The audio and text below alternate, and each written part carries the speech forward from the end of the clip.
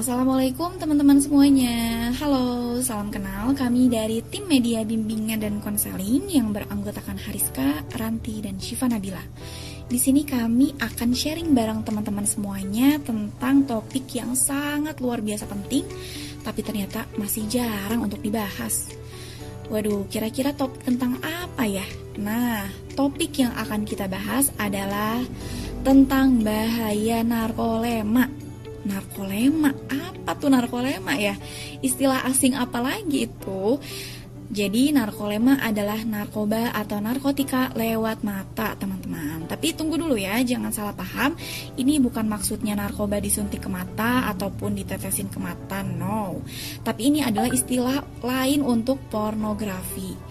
Yap, di sini kita akan membahas bersama-sama sebahaya itu guys. Ternyata jika orang terpapar pornografi, bahkan lebih parah lagi kerusakan otaknya dibandingkan dengan pecandu narkoba pada umumnya.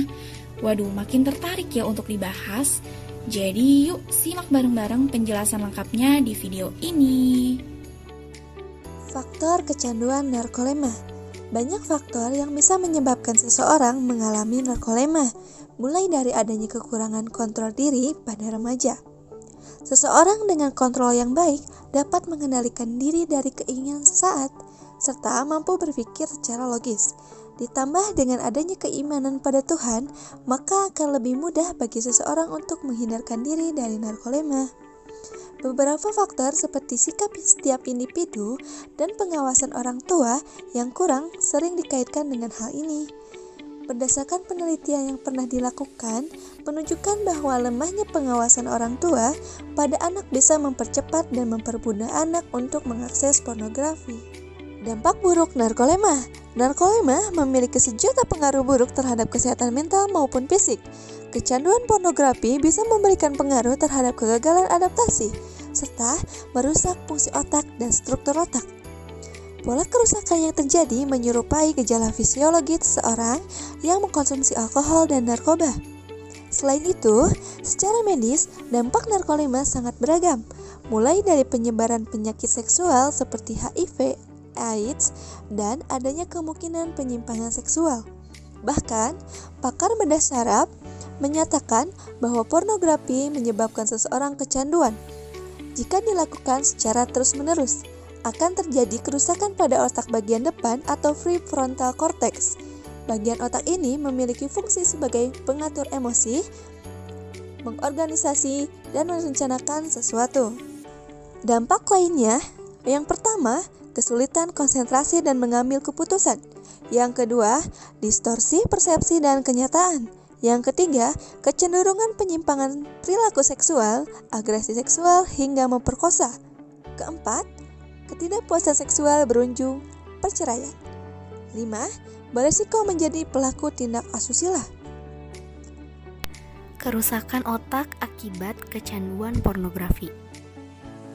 Menurut Dr. Mark, pornografi dapat menyebabkan kerusakan pada 5 bagian otak, terutama pada prefrontal cortex. Kerusakan bagian otak ini akan membuat diantaranya, yang pertama, prestasi akademik akan menurun. Yang kedua, tidak bisa membuat perencanaan. Yang ketiga, tidak bisa mengendalikan hawa nafsu dan emosi. Dan yang keempat, tidak bisa mengambil keputusan dan berbagai peran eksekutif otak sebagai pengendali impuls-impuls. Padahal, keunggulan fungsi bagian otak depan manusia inilah yang membedakan manusia dengan binatang. Selanjutnya kita akan membahas bagaimana tahapan seseorang bisa menjadi pecandu pornografi. Menurut Dr. Victor Klein, ada 5 tahapan seseorang bisa menjadi pecandu pornografi loh. Yang pertama, tahapan awal. Ini merupakan tahapan di mana perkenalan pertama kali dengan pornografi, di mana seseorang tidak sengaja melihat atau menonton tayangan-tayangan berbau pornografi yang tidak senonoh, dan orang tersebut mula-mulanya merasa terkejut, kemudian jijik, dan bahkan merasa bersalah karena sudah melihat tontonan yang memang tidak senonoh. Tetapi rasa penasarannya itu muncul, dan jika seseorang mengikuti rasa penasarannya itu, ia akan masuk ke dalam tahap selanjutnya, yaitu tahap ketagihan. Di sini, seseorang itu mulai bisa menikmati tayangan pornografi dan berusaha mengulangi kenikmatan itu sehingga tanpa disadari menjadi bagian dari kehidupannya yang terus berulang dan susah untuk dilepaskan. Kemudian, sesudah dari tahap ketagihan tersebut, seseorang bisa masuk ke tahap peningkatan. Nah, di tahap ketiga ini, tahap peningkatan ini, seseorang itu mulai mencari lebih banyak lagi gambar-gambar pornografi atau konten-konten yang tidak senonoh dan mulai terus menikmatinya. Kemudian yang keempat, tahap selanjutnya yaitu tahap mati rasa. Seseorang yang sudah ketagihan terus mengalami peningkatan akan konten-konten yang tidak senonoh, ia akan mulai mati rasa terhadap konten-konten yang paling pornografi sekalipun teman-teman, dan ia berusaha mendapatkan materi atau konten pornografi yang lebih dahsyat lagi.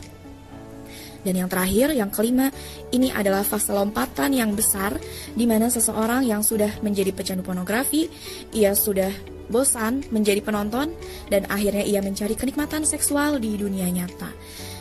Ia akan menjadi penjahat kelamin, menjadi pelaku kejahatan seksual di lingkungan sekitarnya, di orang-orang terdekat sekalipun, karena ia betul-betul sudah kecanduan pornografi dan ia melakukan tindakan seksual secara nyata. Selanjutnya, jika sudah terlanjur kecanduan terhadap narkolepma ini, berikut ada beberapa cara penyembuhannya. Yang pertama, hapus histori tontonannya. Yang kedua, uninstall aplikasinya. Yang ketiga, bulatkan tekad. Yang keempat, bersikap tegas pada diri sendiri, berusaha dan berdoa. Yang kelima, dukungan pasangan, orang tua, dan teman baik bisa membantu untuk menjadi termotivasi. Yang keenam, jika membutuhkan bantuan psikolog, segera tanya dan lakukan. Nah, berikut ini ada tips untuk menghindari pornografi atau kecanduan narkolepma. Yang pertama, alangkah baiknya kita sebagai manusia agar dapat menjaga pandangan, memperbanyak mengingat Tuhan, dan bertaubat. Yang kedua, menyibukkan diri dengan kegiatan yang bermanfaat agar bisa terhindar dari pikiran atau keinginan untuk menonton sesuatu hal yang berbau pornografi. Yang ketiga, melakukan konseling dan mendapatkan support group dari lingkungan sekitar. Wah, ternyata banyak banget ya pembahasan tentang narkolepma. Gimana nih teman-teman semuanya? Menarik bukan pembahasan fenomena narkolepma ini? Mulai dari pengertian, penyebabnya, dampaknya, bagaimana tahapan seseorang itu bisa menjadi pecandu pornografi, sampai tips and trik menghindari dan mengobati narkolepma sudah dibahas tuntas di video ini. Semoga semua yang udah kita bahas bersama tentang bahaya narkolepma bisa memperluas wawasan dan pemahaman teman-teman semua ya. Dan semoga kita pun bisa semakin sadar untuk selalu aware, juga hati-hati terhadap apapun yang kita lakukan. Sayangi jiwamu, sehatkan pikiranmu, kuatkan mentalmu dengan memberantas narkolepma. Jangan lupa share video ini ke yang lain ya, agar kebermanfaatan video ini tidak berhenti di kamu. Kami pamit undur diri dan sampai berjumpa di video berikutnya. Wassalamualaikum warahmatullahi wabarakatuh.